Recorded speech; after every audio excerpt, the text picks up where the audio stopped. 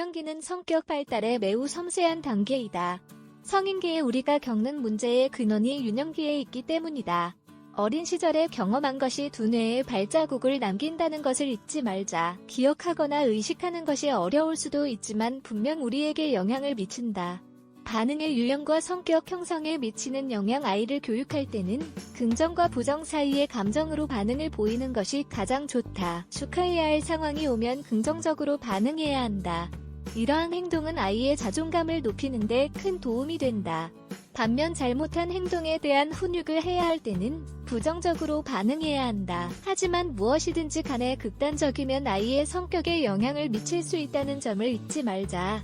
자존감과 관련된 문제가 있는 성인들의 어린 시절을 보면 그 이유를 알 수 있다. 우리에게 남아있는 부모와의 애착관계가 안정적인 경우 신체적인 접촉이 있으면서 아이가 필요로 할 때 부모가 이를 충족시켜준다면 안정적인 애착관계를 가꿀 수 있다. 이렇게 되면 아이가 건강한 유대감을 느낄 수 있다.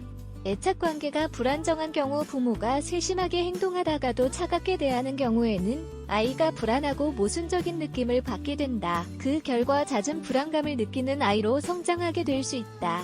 회피성이 있는 애착관계. 예민한 부모가 아이의 욕구를 무시한다면 회피성 애착관계가 형성된다. 이렇게 되면 아이들은 부정적인 방향으로 독립심을 키우고 부모를 필요로 하지 않게 된다.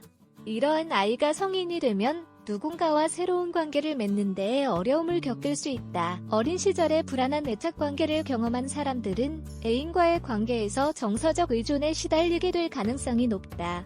어릴 때 회피성 애착관계를 경험한 성인의 경우에는 늘 감정적인 거리를 유지하다가 조금이라도 가까워지면 그 관계로부터 달아날 수 있다.